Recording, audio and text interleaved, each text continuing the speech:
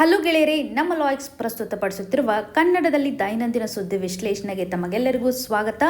ಇಂದು ನಾವು ನೋಡಲಿದ್ದೇವೆ November 30, 2025 the Hindu ಪತ್ರಿಕೆಯಲ್ಲಿರ್ತಕ್ಕಂತಹ ಬಹುಮುಖ್ಯವಾದಂಥ ಆರ್ಟಿಕಲ್ಸ್ಗಳನ್ನು ಇವತ್ತು ನಾವು ಚರ್ಚೆಗೆ ತೆಗೆದುಕೊಂಡಿರುವಂಥ ಒಂದು ಆರ್ಟಿಕಲ್ಸನ್ನು ಗಮನ ಹರಿಸುವಂಥದ್ದಾದರೆ, ಪರ್ಟಿಕ್ಯುಲರ್ಲಿ ಬಯೋ ಕಾನ್ಸಂಟ್ರೇಷನ್ ಅಂತ ಬಂದಾಗ ಯುರೇನಿಯಂ ಕಾನ್ಸಂಟ್ರೇಷನ್ ಬ್ರೆಸ್ಟ್ ಮಿಲ್ಕಲ್ಲಿ ಹೆಚ್ಚಾಗಿರುವಂಥ ಒಂದು ಇಂಪಾರ್ಟೆಂಟ್ ಇಶ್ಯೂ ಇದೆ. ಅಗೇನ್ ಶುಗರ್ ಕೇನ್ಗೆ ಸಂಬಂಧಪಟ್ಟಂಥ ಒಂದು ಜೀನೋಮಿಕ್ ಸ್ಟಡಿಯನ್ನು ಮಾಡಿದ್ದಾರೆ. ಶುಗರ್ ಕೇನ್ ಒಂದು ಇಂಪಾರ್ಟೆನ್ಸ್ ಯಾವ ರೀತಿಯಾಗಿದೆ ಅಂತ ಗಮನ ಹರಿಸಬೇಕಾಗುತ್ತೆ.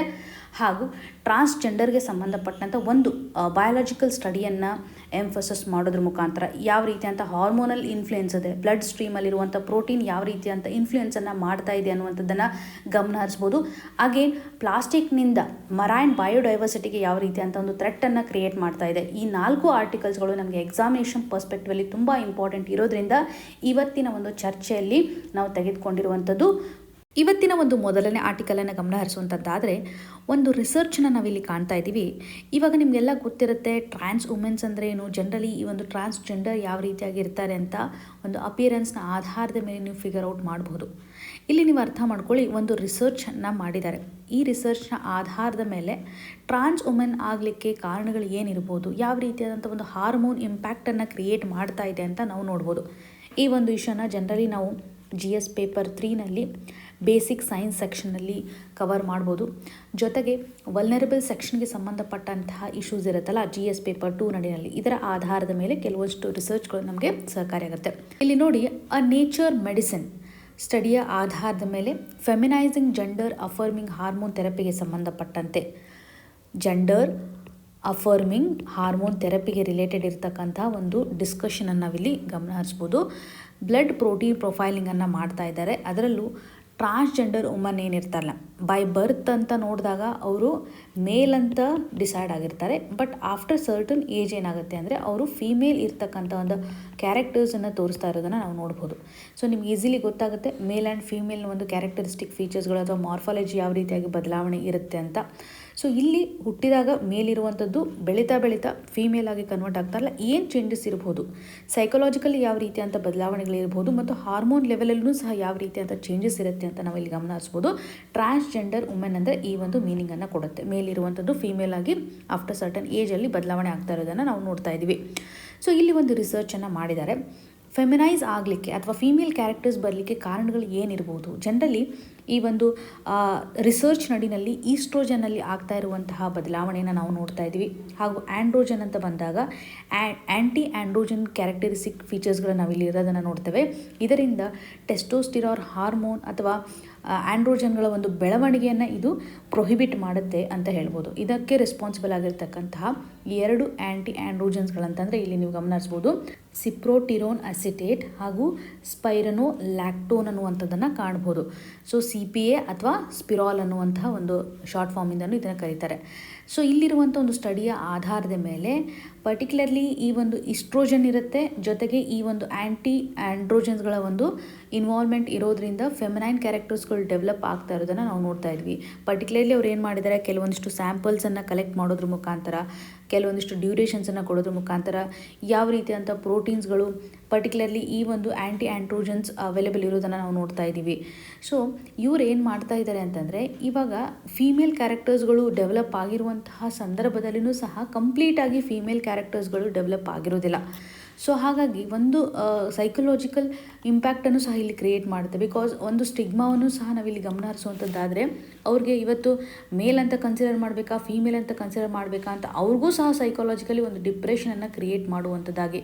ಸೊ ಇವಾಗ ಪರ್ಟಿಕ್ಯುಲರ್ಲಿ ಈ ಒಂದು ಜೆಂಡರ್ ಅಫರ್ಮಿಂಗ್ ಹಾರ್ಮೋನ್ ಥೆರಪಿ ಏನು ಮಾಡುತ್ತೆ ಅಂತಂದರೆ, ಅವರಲ್ಲಿರ್ತಕ್ಕಂಥ ಒಂದು ಸೆಕೆಂಡರಿ ಸೆಕ್ಷುವಲ್ ಕ್ಯಾರೆಕ್ಟರು ಕಂಪ್ಲೀಟಾಗಿ ಫೀಮೇಲ್ಗೆ ಕನ್ವರ್ಟ್ ಆಗಬೇಕು ಅಂತ. ಸೊ ಅದರಲ್ಲಿರುವಂಥ ಒಂದು ಈಸ್ಟ್ರೋಜನ್ ಏನಿರುತ್ತಲ್ಲ, ಪ್ರೈಮರಿಲಿ ಇದೊಂದು ಫೆಮಿನೈಸಿಂಗ್ ಹಾರ್ಮೋನ್ ಅಂತಲೇ ಹೇಳ್ತೀವಿ. ಸೊ ಇಲ್ಲಿ ನೋಡಿ, ಈಸ್ಟ್ರೋಜನ್ ಇರೋದ್ರಿಂದ ಏನಾಗುತ್ತೆ, ಪರ್ಟಿಕ್ಯುಲರ್ಲಿ ಫೀಮೇಲ್ ಕ್ಯಾರೆಕ್ಟರ್ಸ್ ಆಗಿರ್ತಕ್ಕಂಥ ಒಂದು ಫ್ಯಾಟ್ ರೀಡಿಸ್ಟ್ರಿಬ್ಯೂಷನ್ ಮಾಡುವಂಥದ್ದಾಗಲಿ ಅಥವಾ ಬ್ರೆಸ್ಟ್ ಡೆವಲಪ್ಮೆಂಟ್ಗೆ ಸಂಬಂಧಪಟ್ಟಂತೆ ನಾವು ಗಮನಿಸ್ಬೋದು. ಸ್ಕಿನ್ ಒಂದು ಸಾಫ್ಟ್ ಇರುವಂತೆ ಹಾಗೂ ಮಸಲ್ಗೆ ಸಂಬಂಧಿಸಿದಂಥ ಒಂದು ಮಾಸು ಸಹ ರೆಡ್ಯೂಸ್ ಆಗುವಂತೆ. ಸೊ ಫೀಮೇಲ್ ಕ್ಯಾರೆಕ್ಟರ್ಸ್ಗಳು ಏನಿರುತ್ತಲ್ಲ ಅದರ ಆಧಾರದ ಮೇಲೆ ಈಸ್ಟ್ರೋಜನನ್ನೇ ಜಾಸ್ತಿ ಡೆವಲಪ್ ಮಾಡಬೇಕು ಅನ್ನುವಂತಹ ನಿಟ್ಟಿನಲ್ಲಿ ಸೊ ಈ ಒಂದು ಆ್ಯಂಟಿ ಆ್ಯಂಡ್ರೋಜನ್ಸ್ಗಳು ಏನಿದಾವಲ್ಲ ಇವೆಲ್ಲನೂ ಸಹ ಟೆಸ್ಟೋಸ್ಟಿರಾನ್ಗಳನ್ನು ಬ್ಲಾಕ್ ಮಾಡ್ತಾ ಇದೆ. ಪರ್ಟಿಕ್ಯುಲರ್ಲಿ ಟೆಸ್ಟೋಸ್ಟಿರಾನ್ ಬ್ಲಾಕ್ ಮಾಡ್ತಾ ಇರೋದ್ರಿಂದ ಇವುಗಳನ್ನು ಟ್ಯಾಕಲ್ ಮಾಡಬೇಕು ಅನ್ನುವಂತಹ ನಿಟ್ಟಿನಲ್ಲಿ. ಸೊ ಇಲ್ಲಿ ಪರ್ಟಿಕ್ಯುಲರ್ಲಿ ಒಂದು ಫಿಸಿಕಲ್ ಅಪಿಯರೆನ್ಸ್ ಏನಿದೆಯಲ್ಲ ಫೆಮಿನೈನ್ ಇರುವಂಥದ್ದಾಗಿದೆ, ಹಾಗೂ ಸೈಕಾಲಜಿಕಲಿ ಸಹ ಇಂಪ್ಯಾಕ್ಟನ್ನು ಕ್ರಿಯೇಟ್ ಮಾಡುತ್ತೆ ಅಂತ ನಾವು ನೋಡ್ತಾ ಇದ್ವಿ. ಸೊ ಇಲ್ಲಿ ಒಂದು ಬಯೋಲಾಜಿಕಲ್ ಲೆವೆಲಲ್ಲಿ ನಾವು ಬದಲಾವಣೆ ಮಾಡಲಿಕ್ಕೆ ಮುಂದಾಗ್ತಾ ಇರೋದನ್ನು ನೋಡುವಂಥದ್ದು. ಸೊ ಇವಾಗ ನೋಡಿ, ಪರ್ಟಿಕ್ಯುಲರ್ಲಿ ಇಸ್ಟ್ರೋಜನ್ ಆ್ಯಕ್ಟಿವಿಟಿ ಏನಿರ್ತಲ್ಲ ಅದನ್ನು ಜಾಸ್ತಿ ಎನ್ಹಾನ್ಸ್ ಮಾಡಬೇಕು ಅಂತ, ಅಂದರೆ ಕಂಪ್ಲೀಟಾಗಿ ಒಂದು ಫೀಮೇಲ್ ಕ್ಯಾರೆಕ್ಟರ್ಸ್ಗಳೇ ಇಲ್ಲಿ ಬರಬೇಕು ಅನ್ನುವಂಥದ್ದನ್ನು ನಾವಿಲ್ಲಿ ಗಮನ ಹರಿಸ್ಬೋದು. ಜೊತೆಗೆ ಈ ಒಂದು ಟೆಸ್ಟೋಸ್ಟಿರಾನ್ ಏನಿರುತ್ತಲ್ಲ ಆ ಒಂದು ಟೆಸ್ಟೋಸ್ಟಿರಾನ್ ಲೆವೆಲನ್ನು ಇವಾಗೇನಿದೆ ಆಲ್ರೆಡಿ ಕಮ್ಮಿ ಇದೆ, ಇನ್ನೂ ಕಡಿಮೆ ಮಾಡೋದ್ರ ಮುಖಾಂತರ ಮೇಲ್ ಫೀಚರ್ಸ್ಗಳು ಸಹ ರೆಡ್ಯೂಸ್ ಆಗೋದನ್ನು ನಾವು ನೋಡ್ತಾ ಇದ್ವಿ. ಅಂದರೆ ಒಂದು ಬಾಡಿಲಿ ಸಹ ಅಪಿಯರೆನ್ಸ್ ಏನಿರುತ್ತಲ್ಲ ಶಿಫ್ಟ್ ಆಗೋದನ್ನು ನಾವು ಗಮನಿಸ್ತಾ ಇದ್ವಿ. ಏನೇನು ಫೀಮೇಲ್ ಕ್ಯಾರೆಕ್ಟರ್ಸ್ಗಳನ್ನು ನೋಡಿವಲ್ಲ ಇಸ್ಟ್ರೋಜನನ್ನು ಜಾಸ್ತಿ ಮಾಡೋದ್ರಿಂದ ಆಟೋಮೆಟಿಕ್ಲಿ ಇದು ಸಹಕಾರಿ ಆಗುತ್ತೆ ಅಂತ ಒಂದು ಎಕ್ಸ್ಪ್ಲನೇಷನನ್ನು ಕೊಡ್ತಾ ಇದ್ದಾರೆ. ಸೊ ಪರ್ಟಿಕ್ಯುಲರ್ಲಿ ಇಲ್ಲಿ ಹಾರ್ಮೋನ್ಗಳ ಆಧಾರದ ಮೇಲೆ ಹೇಗೆ ಒಂದು ಇಂಡಿವಿಜುವಲ್ ಮೇಲೆ ಇಂಪ್ಯಾಕ್ಟನ್ನು ಇದು ಕ್ರಿಯೇಟ್ ಮಾಡುತ್ತೆ ಅಂತ ನಾವಿಲ್ಲಿ ಗಮನ ಹರಿಸ್ಬೋದು. ಸೊ ಇಲ್ಲಿ ಒಂದು ಮಾಲಿಕ್ಯೂಲ್ ಲೆವೆಲಲ್ಲಿ ಪ್ರೋಟೀನ್ಸ್ಗಳು ಯಾವ ರೀತಿಯಾದಂತಹ ಚೇಂಜಸನ್ನು ಒಂದು ಇಂಡಿವಿಜುವಲಲ್ಲಿ ಇನ್ಫ್ಲೂಯೆನ್ಸನ್ನು ಮಾಡ್ತಾ ಇದೆ ಅಂತ ನಾವು ಗಮನ ಹರಿಸ್ಬೋದು. ಸೊ ಈ ಒಂದು ಸ್ಟಡಿ ನಮಗೆ ತುಂಬ ಇಂಪಾರ್ಟೆಂಟ್. ಪ್ರೋಟೀನ್ಸಲ್ಲಿ ಆಗ್ತಾ ಇರುವಂಥ ಒಂದು ಬದಲಾವಣೆ ಇಲ್ಲಿ ಇಂಪಾರ್ಟೆಂಟ್ಲಿ ಇಸ್ಟ್ರೋಜನ್ ಯಾಕೆ ಒಂದು ಫೀಮೇಲ್ ಕ್ಯಾರೆಕ್ಟರ್ಸನ್ನು ಇನ್ಫ್ಲೂಯೆನ್ಸ್ ಮಾಡುತ್ತೆ. ಸೊ ಪ್ರೆಸೆನ್ಸ್ ಆಫ್ ಟೆಸ್ಟೋಸ್ಟಿರಾನ್ ಹಾರ್ಮೋನ್ಗೆ ಈ ಒಂದು ಆ್ಯಂಟಿ ಆ್ಯಂಡ್ರೋಜನ್ಸ್ಗಳು ರೆಡ್ಯೂಸ್ ಮಾಡ್ತಾ ಇದೆ. ಇದರಿಂದ ನಾವು ಏನು ಮಾಡ್ತಾ ಇದ್ದೀವಿ, ಫೀಮೇಲ್ ಕ್ಯಾರೆಕ್ಟರ್ಸನ್ನು ಜಾಸ್ತಿ ಕಾಣ್ತಾ ಇರುವಂಥದ್ದು, ಮೇಲ್ ಕ್ಯಾರೆಕ್ಟರ್ಸ್ಗಳು ಸ್ವಲ್ಪ ಫೀಚರ್ಸ್ ಇರುವಂಥದ್ದನ್ನು ನೋಡ್ತಾ ಇದ್ದೀವಿ. ಸೊ ಇಲ್ಲಿ ಒಂದು ಪ್ಯಾಟರ್ನನ್ನು ಐಡೆಂಟಿಫೈ ಮಾಡ್ತಾ ಇದ್ದಾರೆ. ನಾವು ಒಂದು ವೇಳೆ ಈಸ್ಟ್ರೋಜನನ್ನೇ ಜಾಸ್ತಿ ಮಾಡೋದ್ರಿಂದ ಪರ್ಟಿಕ್ಯುಲರ್ಲಿ ಅವ್ರು ಕಂಪ್ಲೀಟ್ ಫೀಮೇಲ್ ಆಗಿ ಕನ್ವರ್ಟ್ ಆಗುವಂಥ ಸಾಧ್ಯತೆ ಇದೆ. ಅವ್ರಿಗೆ ಒಂದು ಬಯಾಲಜಿಕಲಿ ಆಗಿರ್ಬೋದು ಅಥವಾ ಸೈಕಾಲಜಿಕಲಿ ಒಂದು ಕಂಫರ್ಟನ್ನು ಫೀಲ್ ಮಾಡಲಿಕ್ಕೆ ರಿಸರ್ಚನ್ನು ಇಲ್ಲಿ ಕನ್ಸಿಡರ್ ಮಾಡ್ತಾ ಇದ್ದಾರೆ. ಒಂದು ಹಾರ್ಮೋನ್ ಥೆರಪಿಯನ್ನು ನಾವಿಲ್ಲಿ ಕನ್ಸಿಡರ್ ಮಾಡ್ತಾ ಇದ್ದೀವಿ ಅನ್ನುವಂಥದ್ದನ್ನು ಗಮನ ಹರಿಸಬೇಕಾಗುತ್ತೆ. ಮುಂದಿನ ಒಂದು ಆರ್ಟಿಕಲಲ್ಲಿ how much plastic is too much for marine birds, mammals and turtle. ಈ ಒಂದು ಇಶ್ಯೂವನ್ನು GS ಪೇಪರ್ 3ನಲ್ಲಿ ಎನ್ವಿರಾನ್ಮೆಂಟ್ಗೆ ಸಂಬಂಧಪಟ್ಟಂತೆ ಬಯೋಡೈವರ್ಸಿಟಿ ಕನ್ಸರ್ವೇಷನ್ ಹಾಗೂ ಮರೈನ್ ಬಯೋಡೈವರ್ಸಿಟಿಗೆ ಸಂಬಂಧಪಟ್ಟಂಥ ಕೆಲವೊಂದಿಷ್ಟು ಇಶ್ಯೂವನ್ನು ಸಹ ನಾವಿಲ್ಲಿ ಕನೆಕ್ಟ್ ಮಾಡ್ಬೋದು. ನೀವಿಲ್ಲಿ ಅಬ್ಸರ್ವ್ ಮಾಡಿ, ಪ್ಲಾಸ್ಟಿಕ್ ಅಂತ ಬಂದಾಗ ಇವಾಗ ನಮಗಷ್ಟೇ ಅಲ್ಲದೆ ಭೂಮಿ ಮೇಲಿರ್ತಕ್ಕಂಥ ಪ್ರತಿಯೊಂದು ಜೀವಿಗೂ ಸಹ ಇದು ಇಂಪ್ಯಾಕ್ಟನ್ನು ಕ್ರಿಯೇಟ್ ಮಾಡ್ತಾ ಇದೆ. Because most of the plastic ಇವತ್ತು ಡಿಗ್ರೇಡಬಲ್ ಅಲ್ಲ, ಅದು ನೇಚರಲ್ಲಿ ಇದ್ದಾಗ ಸಾಕಷ್ಟು ದಿನಗಳ ಕಾಲ ಇರ್ತಾ ಇರೋದನ್ನು ನಾವು ನೋಡ್ತಾ ಇದ್ದೀವಿ. ಸೊ ಈ ಒಂದು ಹಂತದಲ್ಲಿ ನಾವು ಪ್ಲಾಸ್ಟಿಕ್ಕನ್ನು ರೀಯೂಸ್ ಮಾಡುವಂತಹ ಪ್ರೊಸೆಸನ್ನು ತೊಗೊಂಬಂದ್ರೂ ಸಹ ಸರಿಯಾಗಿ ಇದನ್ನು ಒಂದು ಕಾರ್ಯರೂಪಕ್ಕೆ ತರಲಿಕ್ಕೆ ಆಗ್ತಾ ಇಲ್ಲ. ವೈ? ಬಿಕಾಸ್ ಮನುಷ್ಯನ ಒಂದು ನೀಡ್ ಜಾಸ್ತಿ ಇದೆ ಅಂತ ಹೇಳ್ಬೋದು. ಹಾಗಾಗಿ ನಾವು ಪ್ರೊಡಕ್ಷನಲ್ಲೂ ಸಹ ಜಾಸ್ತಿ ಮಾಡ್ತಾ ಇದ್ದೀವಿ, ರೀಸೈಕಲ್ ಮೇಲೆ ಅಷ್ಟೊಂದು ಫೋಕಸನ್ನು ಮಾಡ್ತಾ ಇಲ್ಲ ಅಂತ. ಸೊ ಹೆಚ್ಚುತ್ತಿರುವಂತಹ ಈ ಪ್ಲಾಸ್ಟಿಕ್ ಹಾವಳಿಯಿಂದಾಗಿ ಸಮುದ್ರದಲ್ಲಿರುವಂತಹ ಜೀವರಾಶಿಗಳಿಗೂ ಸಹ ಸಾಕಷ್ಟು ತೊಂದರೆಯನ್ನು ಇದು ಕ್ರಿಯೇಟ್ ಮಾಡ್ತಾ ಇದೆ. ಇಲ್ಲಿ ಒಂದು ರಿಸರ್ಚನ್ನು ಮಾಡಲಾಗಿದೆ, proceedings of national academy of science. So ಇವರಡಿನಲ್ಲಿ ಮಾಡಿರುವಂತಹ ಈ ಒಂದು ರಿಸರ್ಚ್ನ ಆಧಾರದ ಮೇಲೆ ಪರ್ಟಿಕ್ಯುಲರ್ಲಿ ಯಾವ ಆ್ಯನಿಮಲ್ ಯಾವ ರೀತಿಯಾಗಿ ಈ ಒಂದು ಪ್ಲಾಸ್ಟಿಕ್ನಿಂದ ರೆಸಿಸ್ಟೆನ್ಸನ್ನು ತೋರಿಸ್ತಾ ಇದೆ ಅಥವಾ ಪ್ಲಾಸ್ಟಿಕ್ನಿಂದ ಆಗ್ತಾ ಇರುವಂಥ ಒಂದು ಮೋರ್ಟಾಲಿಟಿ, ಡೆತ್ ರೇಟ್ ಯಾವ ರೀತಿಯಾಗಿದೆ, ಅದರಲ್ಲೂ ಮರೈನಲ್ಲಿರುವಂತಹ ಒಂದು ಜೀವರಾಶಿಗಳಂತಲೇ ಹೇಳ್ಬೋದು ಅಥವಾ ಸಮುದ್ರದಲ್ಲಿರ್ತಕ್ಕಂತಹ ಜೀವರಾಶಿಗಳಂತ ಗಮನಿಸ್ಬೋದು. ಸೊ ಮರೈನ್ ಕನ್ಸರ್ವೇಷನ್ಗೆ ಸಂಬಂಧಪಟ್ಟಂಥ ಇದು ಇಂಪಾರ್ಟೆಂಟ್ ಸ್ಟಡಿ ಅಂತಲೇ ಗಮನ ಹರಿಸ್ಬೋದು. ಸೊ ಈ ಒಂದು ಸ್ಟಡಿಯನ್ನು ನೀವು ಮೇನ್ಸಲ್ಲಿ ಒಂದು ಅಥೆಂಟಿಕ್ ಆಗಿರುವಂಥ ರಿಸೋರ್ಸ್ ಆಗಿಯೂ ಯೂಸ್ ಮಾಡ್ಬೋದು. ಮರೈನ್ ಕನ್ಸರ್ವೇಷನ್ ತುಂಬ ಇಂಪಾರ್ಟೆಂಟು. ನಮಗೆ ಈ ಒಂದು ಹಂತದಲ್ಲಿ ಮರೈನ್ ಕನ್ಸರ್ವೇಷನ್ ಮಾಡಬೇಕು ಅಂತಂದರೆ ಈ ಒಂದು ಪ್ಲಾಸ್ಟಿಕ್ಕನ್ನು ರೆಗ್ಯುಲೇಷನ್ ಮಾಡೋದು ಸಹ ತುಂಬ ಇಂಪಾರ್ಟೆಂಟ್ ಆಗುತ್ತೆ. ಸೊ ಮರೈನ್ ಕನ್ಸರ್ವೇಷನ್ಗೋಸ್ಕರ ಪ್ಲಾಸ್ಟಿಕ್ ರೆಗ್ಯುಲೇಷನ್ ಅಂತ ಗಮನ ಹರಿಸ್ಬೋದು. ಪ್ಲಾಸ್ಟಿಕ್ ರೆಗ್ಯುಲೇಷನನ್ನು ಮಾಡಬೇಕು ಅಂತಂದರೆ ಒಂದು ನ್ಯಾಷನಲ್ ಲೆವೆಲಲ್ಲಿ ಆ್ಯಕ್ಷನ್ ಪ್ಲ್ಯಾನನ್ನು ಸ್ಟ್ರಿಕ್ಟಾಗಿ ತರಬೇಕು ಅನ್ನುವಂಥದ್ದಾಗೂ ಸಹ ನಾವಿಲ್ಲಿ ನೋಡ್ಬೋದಲ್ವಾ. ಸೊ ಗ್ಲೋಬಲ್ ಲೆವೆಲಲ್ಲಿ ಈ ಒಂದು ಪ್ಲಾಸ್ಟಿಕ್ ಟ್ರೀಟಿಗೆ ಸಂಬಂಧಪಟ್ಟಂತಹ ಏನೇನು ಇಶ್ಯೂಸ್ಗಳಿದ್ದಾವೆ ಇದಕ್ಕೆ ಸಂಬಂಧಿಸಿದ ಒಂದು ಟ್ರೀಟಿಯನ್ನು ಫಾಲೋ ಮಾಡಬೇಕು, ಬದ್ಧರಾಗಿರಬೇಕು. ಸೊ ನೆಗೋಷಿಯೇಷನ್ಸ್ಗಳನ್ನು ಸಹ ಕಂಟಿನ್ಯೂಷನ್ ಮಾಡಬೇಕು ಅನ್ನುವಂಥದ್ದಾಗಿ. ಯಾಕೆಂದರೆ ಇಲ್ಲಿರುವಂಥ ಒಂದು ಸ್ಟಡಿ ಹೇಳ್ತಾ ಇದೆ, ಇಲ್ಲಿ ಪರ್ಟಿಕ್ಯುಲರ್ಲಿ ಎಷ್ಟು ಒಂದು ಡೇಟಾವನ್ನು ಕಲೆಕ್ಟ್ ಮಾಡಿದ್ದಾರೆ ಅಂತಂದರೆ ಎಷ್ಟು ಮಟ್ಟಿಗೆ ಆ್ಯನಿಮಲ್ಗಳಿಗೆ ಇದು ಮೊರ್ಟಾಲಿಟಿಯನ್ನು ಕ್ರಿಯೇಟ್ ಮಾಡ್ತಾ ಇದೆ. ಸ್ಯಾಂಪಲನ್ನು ತೆಗೆದುಕೊಂಡಿರುವಂಥ ಸಂದರ್ಭದಲ್ಲಿ ಪರ್ಟಿಕ್ಯುಲರ್ಲಿ ಒಂದು ಸೀ ಬರ್ಡ್ಸನ್ನು ತೆಗೆದುಕೊಂಡಿದ್ದಾರೆ, ಮರೈನ್ ಮ್ಯಾಮಲ್ಸ್ಗಳನ್ನು ಇವರು ತೆಗೆದುಕೊಂಡಿದ್ದಾರೆ. ಸೊ ಸೀ ಟರ್ಟಲ್ಸನ್ನು ಸ್ಪೆಸಿಫಿಕಲಿ ತೆಗೆದುಕೊಂಡಿದ್ದಾರೆ. ಇದರಿಂದ ಎಷ್ಟು ಮಟ್ಟಿಗೆ ಇಂಪ್ಯಾಕ್ಟ್ ಆಗ್ತಾ ಇದೆ ಅಂತ ಒಂದು ಡೇಟಾನ ಅನಾಲಿಸಿಸ್ನ ಆಧಾರದ ಮೇಲೆ ನಾವು ಹೇಳ್ಬೋದು. ಇವಾಗ ಒಂದು ಆ್ಯನಿಮಲ್ನ ಗಟ್ ಅಂತ ತೆಗೆದುಕೊಂಡಾಗ, ಅಂದರೆ ಸ್ಟಮಕ್ ಪಾರ್ಟ್ ಅಂತ ತೆಗೆದುಕೊಂಡಾಗ ಪರ್ಸಂಟೇಜ್ನ ಆಧಾರದ ಮೇಲೆ ಪ್ಲಾಸ್ಟಿಕ್ ಡೆಪಾಸಿಟ್ ಆಗಿರೋದನ್ನು ನಾವು ನೋಡ್ತಾ ಇದ್ದೀವಿ. ಸೊ ಸೀ ಬರ್ಡ್ಸಲ್ಲಿ ನಿಯರ್ಲಿ 35% ಪ್ಲಾಸ್ಟಿಕ್ ಇರೋದನ್ನು, ಈವನ್ ಸೀ ಟರ್ಟಲ್ಸ್ನಲ್ಲಿನೂ ಸಹ ಮ್ಯಾಕ್ಸಿಮಮ್ ಅಂದರೆ 47% ಪ್ಲಾಸ್ಟಿಕ್ ಡೆಪಾಸಿಟ್ ಆಗಿರೋದನ್ನು ನಾವು ನೋಡ್ತಾ ಇದ್ವಿ. ಮರೈನ್ ಮ್ಯಾಮಲ್ಸಲ್ಲಿ 12% ಸೊ ಈ ರೀತಿಯಾಗಿ ಪ್ಲಾಸ್ಟಿಕ್ ಡೆಪಾಸಿಟ್ ಆಗಿದೆ. ಸಮ್ಟೈಮ್ಸ್ ಏನಾಗುತ್ತೆ ಅಂದರೆ ಈ ಸೀ ಟರ್ಟಲ್ಸ್ಗಳಿರುತ್ತಲ್ಲ, ಜೆಲ್ಲಿ ಫಿಶ್ ಅಂತ ಅಂದ್ಕೊಂಡು ಪ್ಲಾಸ್ಟಿಕ್ ಬ್ಯಾಗ್ಸನ್ನು ಸಹ ಕನ್ಸ್ಯೂಮ್ ಮಾಡ್ತಾ ಇದೆ. ಸೊ ಇಲ್ಲಿ ಒಂದು ಫಾಲ್ಸಿಫಿಕೇಷನನ್ನು ಕೊಟ್ಟಂಗೆ ಆಗ್ತಾ ಇದೆ. ಓಕೆ, ಸೊ ಇಲ್ಲಿ ಸಿ ಗ್ರಾಸನ್ನು ಸಾಲ್ವ್ ಮಾಡ್ತಕ್ಕಂಥ ಒಂದು ಸಂದರ್ಭದಲ್ಲೂ ಸಹ ಪ್ಲಾಸ್ಟಿಕ್ ಪಾರ್ಟಿಕಲ್ಸ್ ಬರ್ತಾ ಇರೋದನ್ನು ನಾವು ನೋಡ್ತಾ ಇದ್ದೀವಿ. ಈವನ್ ಅವು ಯಾವುದೇ ರೀತಿಯಾಗಿ ಪ್ಲಾಸ್ಟಿಕ್ ಅಂದಮೇಲೆ ಅಥವಾ ಆ ಒಂದು ಡೈಜೆಸ್ಟ್ ಸಿಸ್ಟಮಲ್ಲಿ ರೆಸ್ಪಾನ್ಸನ್ನು ತೋರಿಸಿಲ್ಲ ಅಂದ್ರೂ ಸಹ ಒಮಿಟ್ ಮಾಡ್ತಕ್ಕಂಥ ಕೆಪಾಸಿಟಿಯೂ ಸಹ ಕೆಲವೊಂದಿಷ್ಟು ಆ್ಯನಿಮಲ್ಸ್ಗಳಲ್ಲಿ ಇಲ್ಲದೇ ಇರೋದಿರುತ್ತೆ. ಸೊ ಇವಾಗ ಪ್ಲಾಸ್ಟಿಕ್ಕು ಸಾಕಷ್ಟು ಆ್ಯನಿಮಲ್ಸ್ಗೆ ಒಂದು ಲೀಥಲ್ ಡೋಸ್ ಆಗಿ ಕನ್ವರ್ಟ್ ಆಗ್ತಾ ಇದೆ. 90% ಮರೈನ್ ಆ್ಯನಿಮಲ್ಸಲ್ಲಿ ಆಗ್ತಾ ಇರುವಂಥ ಒಂದು ಡೆತ್ತು ಪ್ಲಾಸ್ಟಿಕ್ನಿಂದ ಆಗ್ತಾ ಇದೆ. So because of micro plastic and macro plastics ಅಂತಲೇ ಗಮನ ಹರಿಸ್ಬೋದು. ಸೊ ಇಲ್ಲಿ ಹ್ಯೂಜ್ ರೇಂಜಲ್ಲಿ ನಾವು ಇಂಪ್ಯಾಕ್ಟ್ ಆಗ್ತಾ ಇರೋದನ್ನು ನೋಡ್ತಾ ಇದ್ದೀವಿ. ಪರ್ಟಿಕ್ಯುಲರ್ಲಿ ಏನಂತಂದರೆ ಆ್ಯನಿಮಲ್ಸಲ್ಲಿರುವಂಥ ಒಂದು ಗಟ್ ಅನಾಟಮಿಯನ್ನು ಇವರು ಸ್ಟಡಿ ಮಾಡಿದ್ದಾರೆ. ಗಟ್ ಅನಾಟಮಿಗೆ ಸಂಬಂಧಪಟ್ಟಂತೆ ಅಥವಾ ಸ್ಟಮಕಲ್ಲಿರ್ತಕ್ಕಂಥ ಒಂದು ಅನಾಟಮಿ ಆಧಾರದ ಮೇಲೆ ಸೊ ಸಮ್ ಆ್ಯನಿಮಲ್ಸ್ಗಳು ಏನಾಗುತ್ತೆ ಅಂದರೆ ಡೈಜೆಷನ್ ಮಾಡುವಂಥ ಸಂದರ್ಭದಲ್ಲಿ ಸ್ಲೋ ಪ್ರೊಸೆಸನ್ನು ಫಾಲೋ ಮಾಡ್ತವೆ ಅಂತ ಹೇಳ್ಬೋದು. ಕೆಲವೊಂದಿಷ್ಟು ಪ್ಲಾಸ್ಟಿಕ್ಸ್ಗಳು ಏನಿರುತ್ತೆ ಅಂದರೆ ತುಂಬ ಶಾರ್ಪ್ ಆಗಿರ್ತಕ್ಕಂಥ ಒಂದು ಕಂಟೆಂಟನ್ನು ಹೊಂದಿರುತ್ತೆ. ಸೊ ಹಾಗಾಗಿ ಒಂದು ಡೈಜೆಸ್ಟ್ ಸಿಸ್ಟಮಲ್ಲೂ ಸಹ ಇಂಪ್ಯಾಕ್ಟನ್ನು ಕ್ರಿಯೇಟ್ ಮಾಡುತ್ತೆ ಅಂತಲೇ ಹೇಳ್ಬೋದು. ಕೆಲವೊಂದು ಸರ್ತಿ ಏನಾಗುತ್ತೆ, ಇಂಟೆಸ್ಟೈನಲ್ಲಿ ಫಾರಿನ್ ಪಾರ್ಟಿಕಲ್ಸ್ ಯಾವುದೇ ರೀತಿಯಾಗಿ ಪಾಸ್ ಆಗದೇ ಇರುವಂಥದ್ದು ಇರುತ್ತೆ, ಅಂದರೆ ಡೈಜೆಷನ್ ಸಿಸ್ಟಮಿಂದ ಹೊರಗಡೆ ಬರದೇ ಇರತಕ್ಕಂಥ ಚಾನ್ಸಸ್ ಇರುತ್ತೆ ಅಂತ ಹೇಳ್ಬೋದು.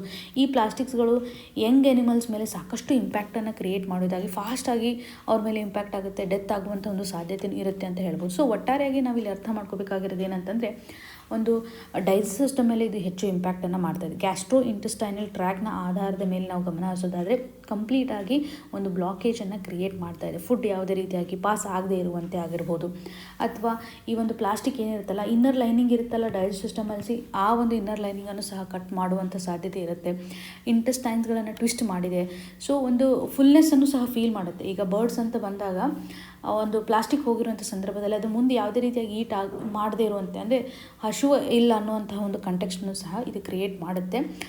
ಸೊ ಇದರಿಂದ ಏನಾಗುತ್ತೆ, ಸಾಕಷ್ಟು ಆ್ಯನಿಮಲ್ಸ್ಗಳಲ್ಲಿ ಡೈಜೆಸ್ಟ್ ಸಿಸ್ಟಮಲ್ಲಿ ಹಾರ್ಮನ್ನು ಕ್ರಿಯೇಟ್ ಮಾಡಿದೆ. ಈವನ್ ಕೆಲವೊಂದು ಸರ್ತಿ ಏನಾಗುತ್ತೆ ಅಂದರೆ ಬಯಾನ್ಸಿ ಪ್ರಾಬ್ಲಮ್ಮು ಸಹ ಕ್ರಿಯೇಟ್ ಆಗುತ್ತೆ. ಇವಾಗ ಬಯಾನ್ಸಿ ಆಗಬೇಕಂತಂದರೆ ಸರಿಯಾಗಿ ಆ ಒಂದು ಬಾಡಿನಲ್ಲಿರ್ತಕ್ಕಂತಹ ಫುಡ್ ಕಂಟೆಂಟ್ ಆಗಿರ್ಬೋದು ಅಥವಾ ಲಿಕ್ವಿಡ್ ಕಂಟೆಂಟ್ ಆಗಿರ್ಬೋದು, ಇವೆಲ್ಲ ಮೇಂಟೈನ್ ಆಗಬೇಕಲ್ಲ. ಈ ಒಂದು ಪ್ಲಾಸ್ಟಿಕ್ಕು ಸಹ ಒಂದು ಫಾಲ್ಸಿಫಿಕೇಷನ್ನ ಕ್ರಿಯೇಟ್ ಮಾಡುತ್ತೆ. ಹೆಚ್ಚು ಇಂಪ್ಯಾಕ್ಟನ್ನು ಕ್ರಿಯೇಟ್ ಮಾಡುವಂಥದ್ದಂದರೆ ಈಗ ರಬ್ಬರ್ ಅಂತ ನಾವು ನೋಡ್ತೇವೆ. ಸೊ ರಬ್ಬರ್ ಆಗಿರ್ಬೋದು, ಪ್ಲಾಸ್ಟಿಕ್ಸ್ ಆಗಿರ್ಬೋದು, ಅಥವಾ ಪರ್ಟಿಕ್ಯುಲರ್ಲಿ ಇವಾಗ ಫಿಶಿಂಗ್ ಗಿಯರ್ಗೆ ಸಂಬಂಧಪಟ್ಟಂಥ ನೆಟ್ಸನ್ನು ಯೂಸ್ ಮಾಡ್ತಿರ್ತಾರಲ್ಲ, ಅಲ್ಲಿಯೂ ಸಹ ಪ್ಲಾಸ್ಟಿಕ್ ಕಂಟೆಂಟ್ ಇರುತ್ತೆ.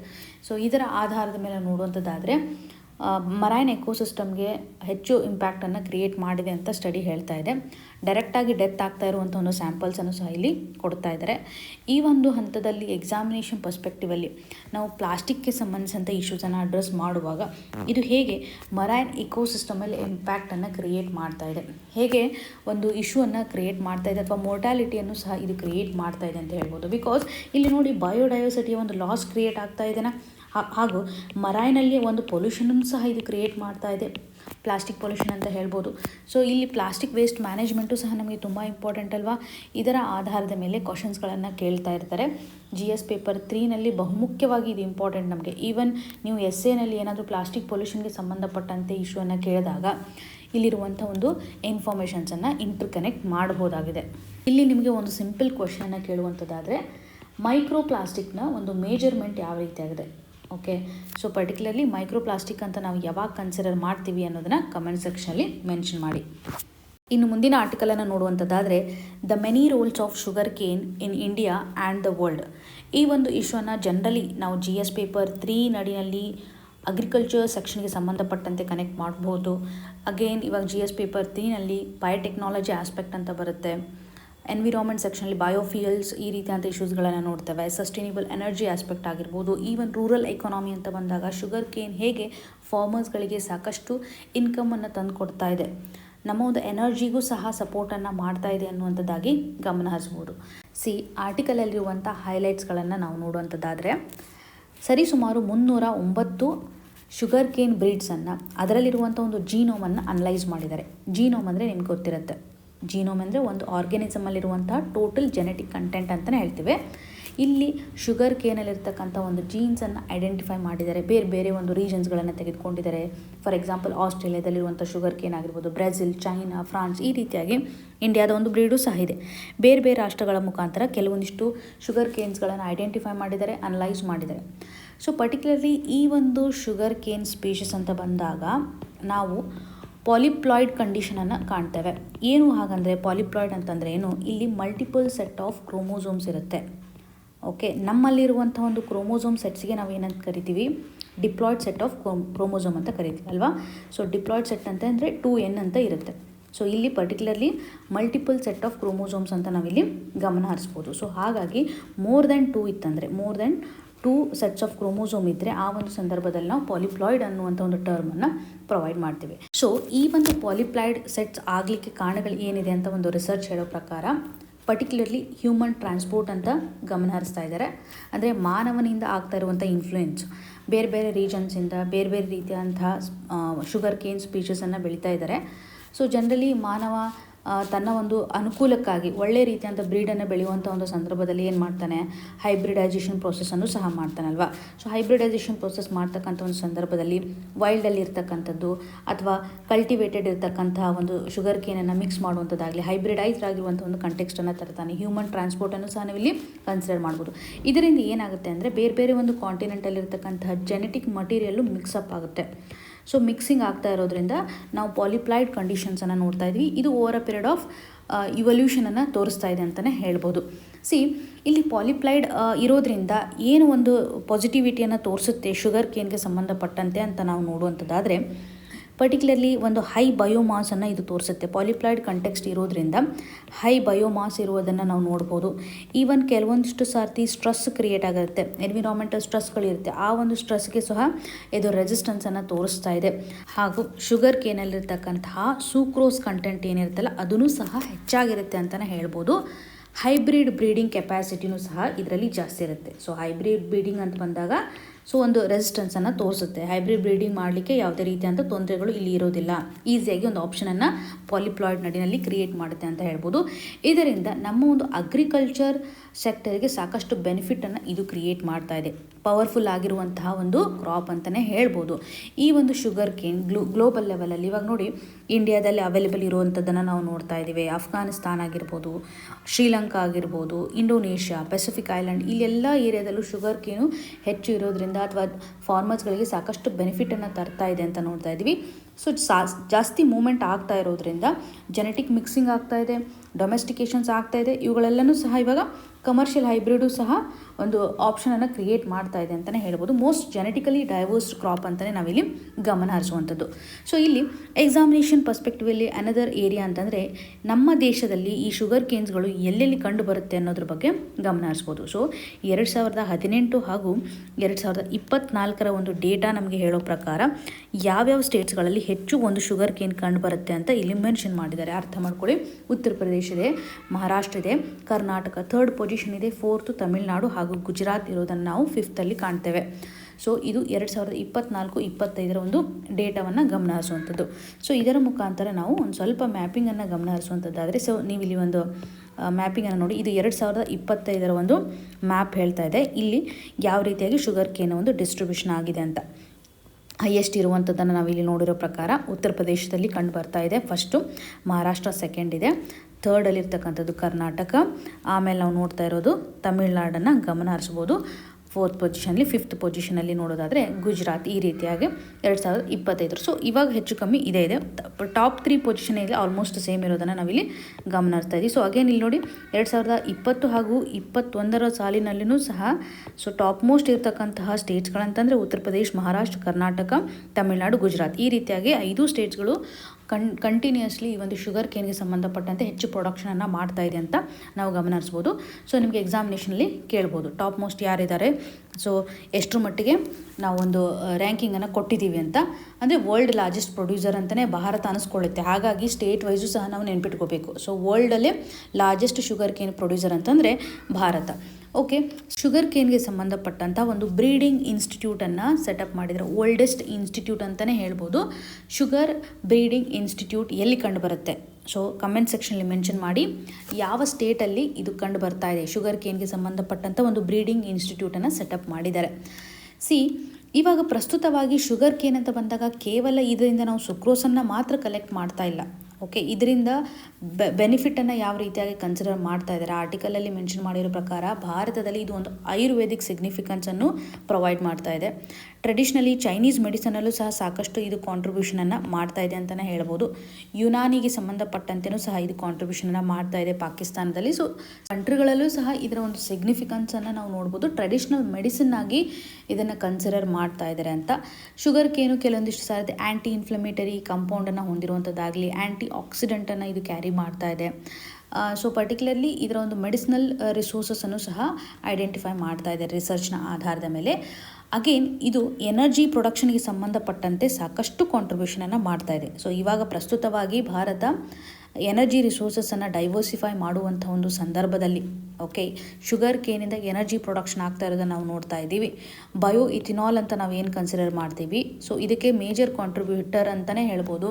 ಕ್ಲೀನರ್ ಆಗಿರುವಂತಹ ಒಂದು ಅಥವಾ ಕ್ಲೀನೆಸ್ಟ್ ಆಗಿರತಕ್ಕಂತಹ ಡೀಸೆಲ್ ಪೆಟ್ರೋಲನ್ನು ಯೂಸ್ ಮಾಡಬೇಕು ಅಂತಂದರೆ ಇವಾಗ ಭಾರತ ಬ್ಲೆಂಡಿಂಗ್ ಮಾಡಲಿಕ್ಕೆ ಮುಂದಾಗ್ತಾ ಇದೆಯಲ್ಲ, ಬಯೋ ಇಥಿನಾಲನ್ನು ಬ್ಲೆಂಡ್ ಮಾಡಬೇಕು ಅಂತ. ಸೊ ಈ ಒಂದು ಹಂತದಲ್ಲಿ ಶುಗರ್ ಕೇನು ಸಾಕಷ್ಟು ಕಾಂಟ್ರಿಬ್ಯೂಷನನ್ನು ಮಾಡ್ತಾ ಇದೆ ಅಂತ ಹೇಳ್ಬೋದು. ಇದರಿಂದ ಕಾರ್ಬನ್ ಎಮಿಷನ್ನು ಸಹ ರಿಡಕ್ಷನ್ ಆಗುತ್ತೆ. ಭಾರತನೂ ಸಹ ಸಾಕಷ್ಟು ಎಫರ್ಟ್ಸನ್ನು ಹಾಕ್ತಾ ಇದೆ.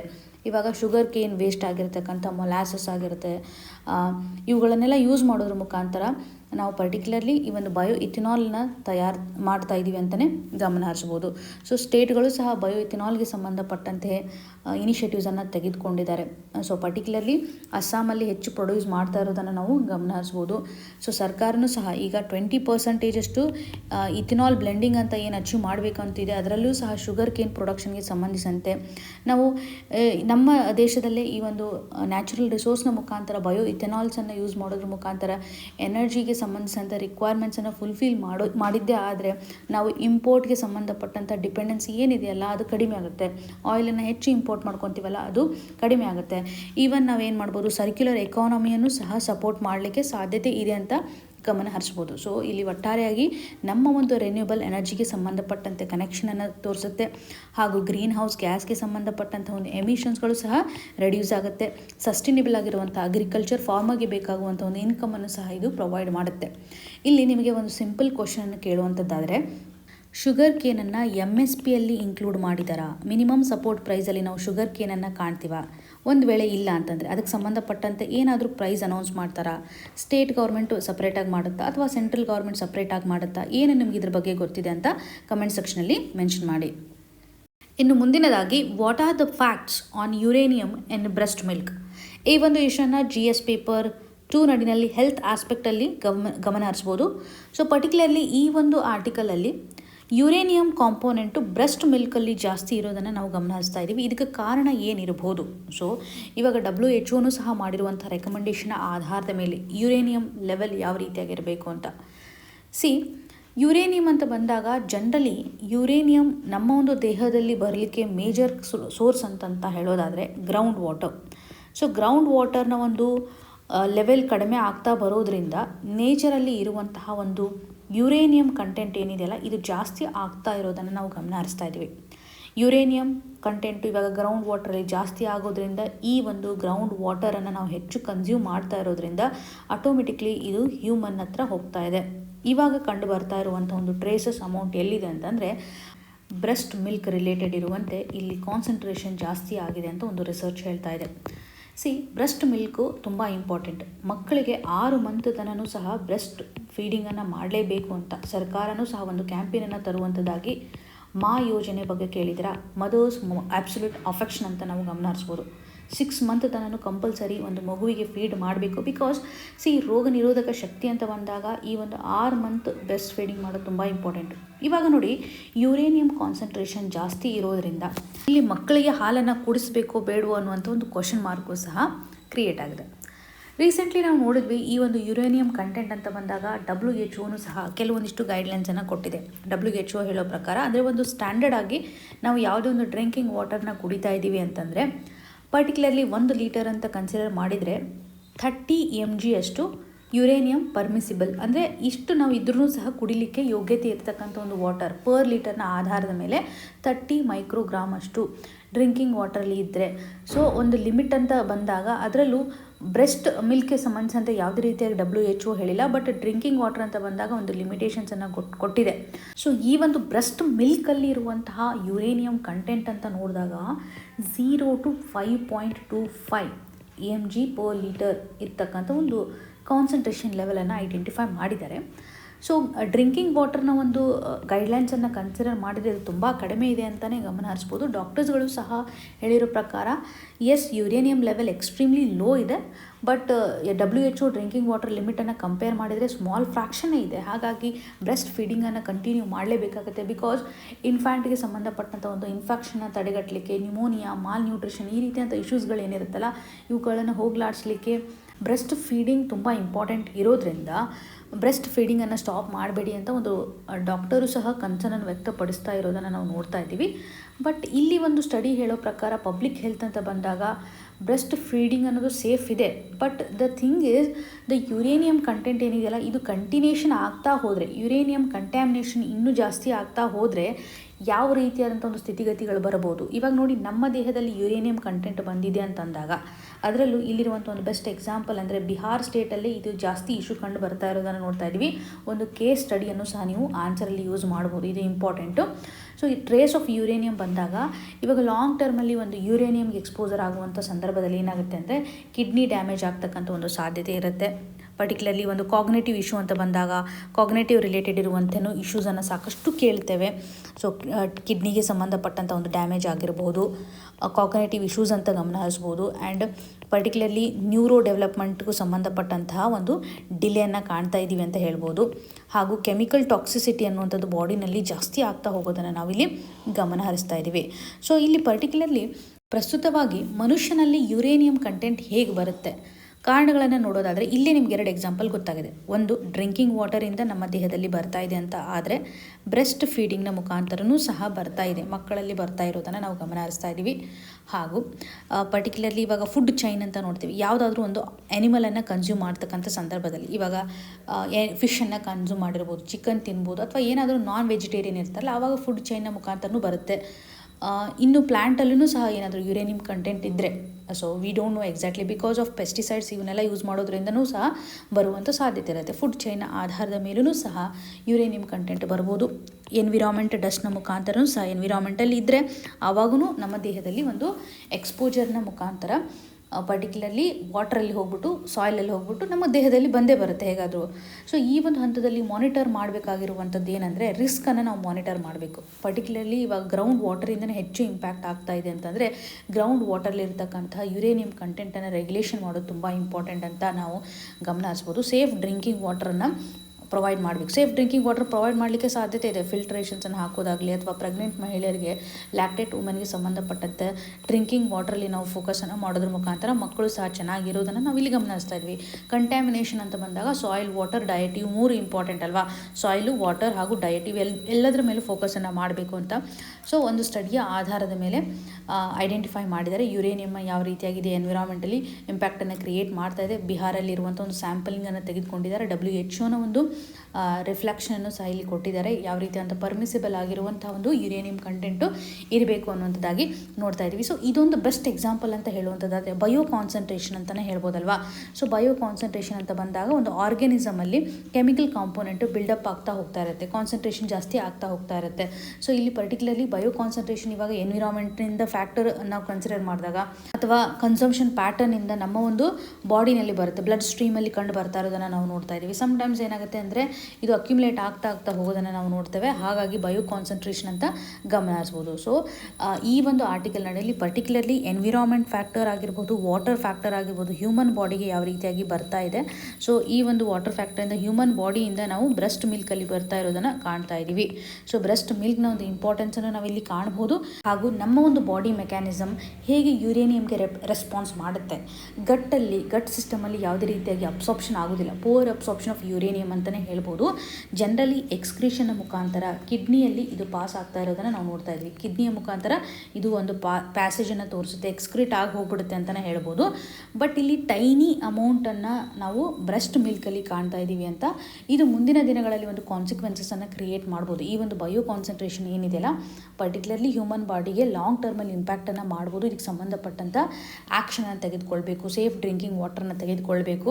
ಸೊ ಇಲ್ಲಿ ಒಂದು ಕ್ರೋನಿಕ್ ಎಕ್ಸ್ಪೋಜರ್ ಆಗುತ್ತೆ ಫ್ಯೂಚರ್ ಡೇಸಲ್ಲಿ ಅನ್ನುವಂಥದ್ದನ್ನು. ಬಿಕಾಸ್ ನೋಡಿ, ಕಿಡ್ನಿ ಇವಾಗ ಪರ್ಟಿಕ್ಯುಲರ್ಲಿ ಏನು ಮಾಡ್ತಾ ಇದೆ, ಅಬ್ಸಾರ್ಪ್ಷನನ್ನು ಕಡಿಮೆ ಮಾಡ್ತಾ ಇದೆ, ಎಕ್ಸ್ಕ್ರೀಷನ್ನ ಜಾಸ್ತಿ ಮಾಡ್ತಾ ಇದೆ. But over a period of time slow ಫೇಸಲ್ಲಿ ಇದು ಅಕ್ಯುಮುಲೇಟ್ ಆಗ್ತಾ ಹೋಗ್ಬೋದು ಟ್ರೇಸ್ ಅಮೌಂಟಲ್ಲಿ. ಇದು ಲಾಂಗ್ ಟರ್ಮಲ್ಲಿ ಇಂಪ್ಯಾಕ್ಟನ್ನು ಕ್ರಿಯೇಟ್ ಮಾಡ್ಬೋದು, ಹೈ ಇನ್ಫೆಕ್ಷನನ್ನು ಕ್ರಿಯೇಟ್ ಮಾಡ್ಬೋದು, ಸಮ್ಟೈಮ್ಸ್ ಮೋರ್ಟಾಲಿಟಿಯನ್ನು ಸಹ ಕ್ರಿಯೇಟ್ ಮಾಡ್ತಕ್ಕಂಥ ಒಂದು ಸಾಧ್ಯತೆ ಇದೆ. ಸೊ ಇಲ್ಲಿ ನಾವು ಪರ್ಟಿಕ್ಯುಲರ್ಲಿ ಬಯೋ ಕಾನ್ಸಂಟ್ರೇಷನ್ ಅಂತಂದರೆ ಏನು, ಗ್ರೌಂಡ್ ವಾಟರಲ್ಲಿರ್ತಕ್ಕಂಥ ಒಂದು ಕಂಟ್ಯಾಮಿನೇಷನ್ ಹೇಗೆ ಕ್ರಿಯೇಟನ್ನು ಮಾಡ್ತಾ ಇದೆ, ಹ್ಯೂಮನ್ ಮೇಲೆ ಹೇಗೆ ಪರ್ಟಿಕ್ಯುಲರ್ ಇಂಪ್ಯಾಕ್ಟನ್ನು ಮಾಡ್ತಾ ಇದೆ ಅನ್ನುವಂಥ ಎಕ್ಸಾಂಪಲನ್ನು ನಾವಿಲ್ಲಿ ಗಮನ ಹರಿಸ್ಬೋದು.